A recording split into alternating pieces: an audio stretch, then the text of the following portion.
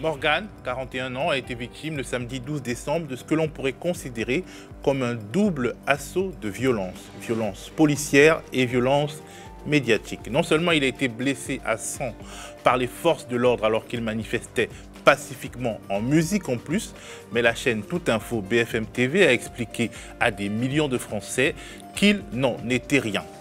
On revient sur ces images que l'on a vues il y a un tout petit instant de cet homme maculé de sang. C'est du maquillage, on vous rassure, hein, pour l'instant, pas de blessés. Pour lui rendre justice, pour que ce qui s'est vraiment passé soit restitué, nous l'avons invité sur ce plateau. Morgane, bonsoir. Bonsoir. Alors Morgane, avant d'entrer dans le vif du sujet, j'aimerais que tu te présentes à nous, que tu nous parles de ton activité militante. Est-ce que ça fait longtemps que tu manifestes en musique? Raconte-nous un peu. Alors voilà, je m'appelle Morgane Siebeck. Je suis batteur dans un groupe qui s'appelle Tipsy Divers. Et je milite depuis plus de 2 ans maintenant, pour des raisons évidentes, quoi. Tout ce qui a été voté sur ce quinquennat, puis sur les autres aussi, hein, tout ce qui a été fait comme réforme dans tout le domaine. Le moment de bascule, c'est le mouvement des Gilets jaunes. Oui, oui, oui. Là, vraiment, j'ai commencé à manifester vraiment régulièrement, quoi. Voilà, ça a été le déclencheur. Et au début, tu manifestes avec ton tambour ou pas? Au début, non. Après, oui. Et pourquoi? Parce que, en fait, j'ai pris exemple sur un autre joueur de tambour qui était là. Et j'ai vu que ça avait un impact sur les cortèges, les gens. Ça leur donnait un certain courage. Ça leur donnait aussi de la joie. Quelque part, tu as été connu aussi. C'est-à-dire, en fait, tu es devenu une sorte de figure. Beaucoup de gens qui sont souvent manifs te voient. Voilà, ils viennent me voir de temps en temps. Et merci beaucoup d'être là. Donc, au fur et à mesure, j'ai continué à le faire parce que ça avait vraiment un impact, ça avait vraiment une importance. Et c'est là que j'ai réalisé un peu mon rôle, quoi, en tant que musicien et puis en tant que citoyen. Alors, on va parler donc de ce 12 décembre. Comment commence la manif pour toi? Déjà, dès le début, ce qui s'est passé, c'est que je suis arrivé sur le point de rassemblement. Et ce qui s'est passé, c'est que pour la première fois de ma vie de militant, j'ai été non seulement, j'ai eu une fouille, mais non seulement ça, j'ai eu aussi un palpage. C'est quoi la fouille, c'est quoi le palpage? Raconte-nous. Pour le fouillage du sac, c'est-à-dire qu'on ouvre en grand le sac et il regarde à l'intérieur, ou soit il remue ce qui les gêne. Et après, cette fois-ci, pour la première fois, j'ai été palpé, c'est-à-dire qu'ils m'ont demandé si j'avais quelque chose sur moi de dangereux. Et tout de suite après, ils ont commencé à taper les bras pour savoir si je transportais ou si j'avais des trucs sur moi qui étaient des objets contondants ou quoi que ce soit. Donc ça, c'est pas du tout habituel déjà. Ils t'ont palpé juste les bras? Les bras et aussi un peu les jambes, ouais. Okay. Donc ça, c'est le début. Et après, dès le début. Et après, donc, tu prends ton tambour et tu commences à manifester. Non, en fait, ce qui s'est passé, c'est que je suis allé sur le point de rassemblement, donc avant que la manifestation se mette en marche. Mais de toute façon, ce qui s'est passé, c'est que c'est pas sur le point de rassemblement. C'est-à-dire que j'ai commencé à être inquiet peu de temps après. C'est-à-dire que le cortège se met en marche. Et c'est là que j'ai vu vraiment, que j'ai pris en compte le dispositif policier qui avait été mis en place. Et c'est une configuration que j'avais jamais vue auparavant. C'est-à-dire que c'était des forces de l'ordre, épaule contre épaule, bouclier contre bouclier, sur des centaines de mètres et des deux côtés. Une sorte de NAS mobile. Clairement, avec un nombre aussi important, c'était pas fait pour nous protéger, c'était fait pour nous contenir, soit ou soit nous intimider. Donc, en fait, mon sentiment, dès que j'ai vu ça, c'est d'être comme un morceau de viande dans la bouche d'un T-Rex, quoi. Et j'étais pas bien. J'étais pas bien. Mais bon, le cortège se met enfin en marche. Et puis bon, voilà, c'est toujours la même chose, c'est 3 pas, on s'arrête 10 minutes, 3 pas. C'est toujours la même chose, c'est-à-dire qu'ils nous arrêtent pour des raisons que je ne sais pas. Hein. Et puis voilà, et puis ça énerve les gens et Et voilà, bon, je pense que c'est peut-être pour ça que ça justifie peut-être leur charge et tout ça. Enfin. Oui, mais justement, quand le cortège commence, avant qu'il commence, quand il est en mouvement, explique-nous en fait justement ton rôle de musicien. Comment tu te déplaces dans ce cortège pour qu'on comprenne peut-être ce qui peut les énerver dans ta présence. Ce que j'ai fait au début, c'est simplement, je suis parti sur une des ailes du dispositif et j'ai commencé à jouer. J'ai joué, j'ai fait quelques allers-retours devant un groupe de garde mobile. Et après, je suis juste parti dans le dispositif, quoi. Et bon, il y a quelques journalistes, quelques personnes qui filmaient ou qui photographiaient. C'est là que j'ai réalisé vraiment comment c'était fait. Parce que non seulement il y avait des forces de l'ordre sur les côtés, tous les mètres, pratiquement, hein, c'est tous les mètres. Hein. Il y avait des forces de l'ordre dans les rues adjacentes. Il y avait des forces de l'ordre en plein milieu de la rue. Il y en avait absolument partout. Et très rapidement, il y a des premiers mouvements de foule et il y a une sorte de mouvement des forces de l'ordre et tu es attaqué, on peut dire comme ça, tu es ciblé. Raconte-nous ce qui s'est passé. Ben, j'étais au milieu de la rue, on était à l'arrêt et puis il y a eu un mouvement de foule dans mon dos, quoi. Et je me suis retourné et ça y est, ils étaient là. Les forces de l'ordre étaient là, bouclier en avant, en train de pousser des tas de gens, quoi. Et puis là, je me suis dit non, Au début, je pensais qu'ils allaient me contourner. Mais à fur et à mesure qu'ils approchaient, je me suis très bien rendu compte que non, ça n'allait pas le faire. Ils allaient me pousser aussi. Donc j'ai fait non, je résiste. Donc après, il y a eu un contact avec les forces de l'ordre, bouclier, donc voilà. Et bon, très rapidement, il y a un front qui s'est fait. Et comme ça, on a commencé à aller en avant, en arrière, dans un mouvement de foule quelque part. Essayer de repousser le voilà, front contre front. C'est-à-dire il y avait le front des forces de l'ordre, des policiers, voilà. Et les manifestants ont aussi fait un front pour ne pas tomber, en gros. Complètement. Même on cédait du terrain, parce qu'ils ont une inertie folle. Hein. Ça, il faut le souligner. Hein. Ils ont pas loin de 30 kilos de matériel anti-émeute sur eux. Même quand ils marchent, ils poussent le monde. Donc c'était très difficile. Et finalement, tu es blessé? Pas tout de suite, en fait. Ce qui s'est passé, c'est que comme ils ont vu qu'ils n'avaient pas la même progression, très rapidement, sur ma droite et sur ma gauche, ce qui s'est passé, c'est que j'ai vu pleuvoir les premiers coups de matraque, de tonfa, je ne sais pas c'était quoi. Et forcément, bah, voilà, les gens ont commencé à refluer. Ça criait, oh, ça criait, ça disait « calmez-vous ». Et après, ce qui s'est passé, c'est que j'étais complètement...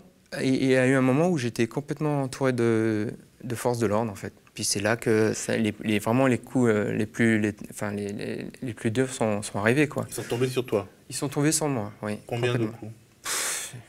Je pense que c'est 3 ou 4, quoi.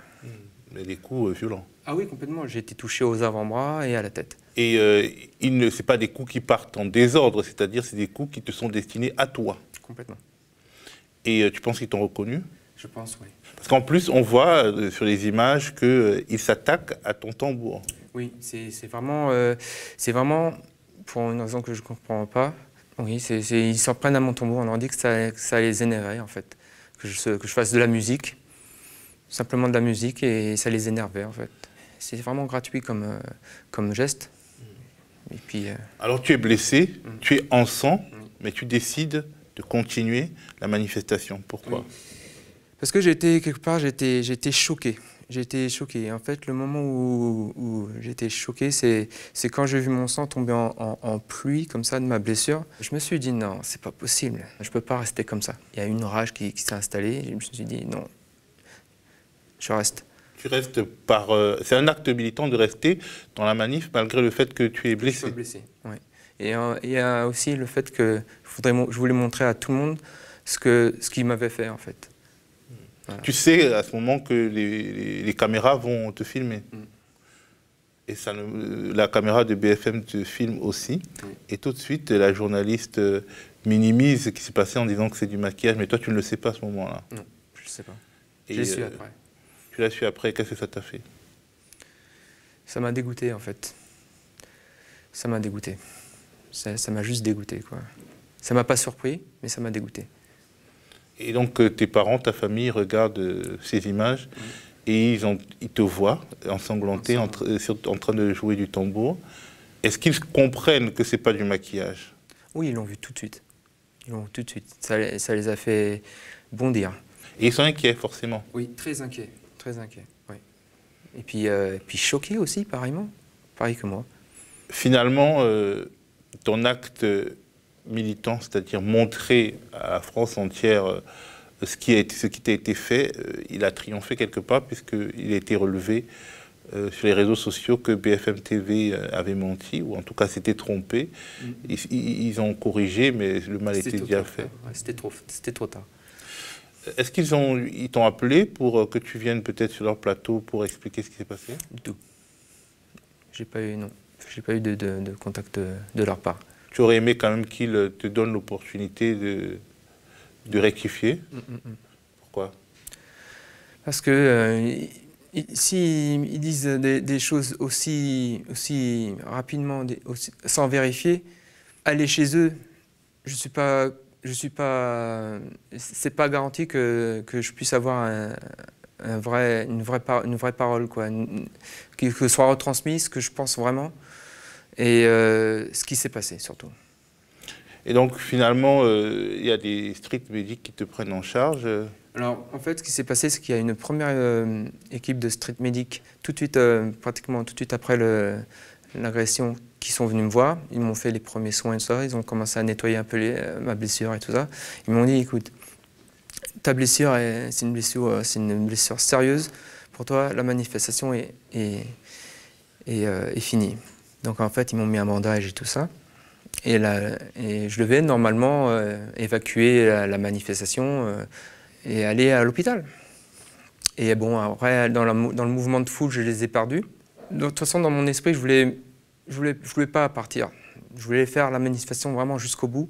Donc c'est ce que j'ai fait. Et une fois arrivé à Place de République, j'ai avisé une autre équipe de street medics qui, là, m'ont extrait de la place, ont appelé les pompiers et m'ont évacué à l'hôpital. J'ai été pris aux urgences et je suis retourné chez moi le soir même. Tu as combien de jours d'ITT? J'ai 10 jours d'ITT, pour attendre que ça cicatrise et pour retirer les broches ensuite. Est-ce que tu as porté plainte? Oui, j'ai porté plainte. Où? Auprès de ma gendarmerie.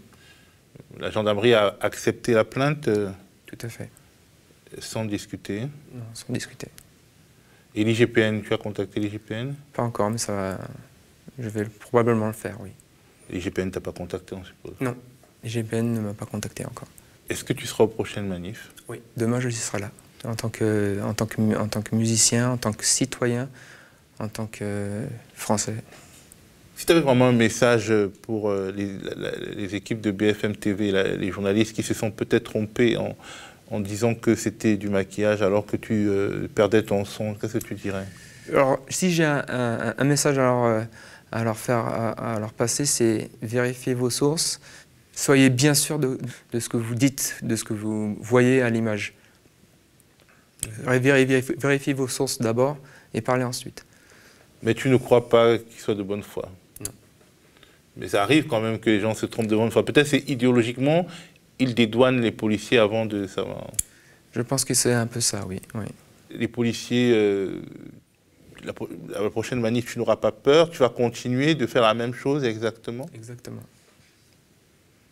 C'est une forme d'engagement, quoi. Exactement. Ok, ben en fait, nous avons voulu discuter avec toi, en parler, restituer ton histoire. C'est vrai que tu es un peu timide, mais tu es très courageux. Ce que tu as fait, c'est une forme de courage physique quand même qui est assez parlante. Et toute l'équipe du média te remercie d'avoir été là. Merci à vous.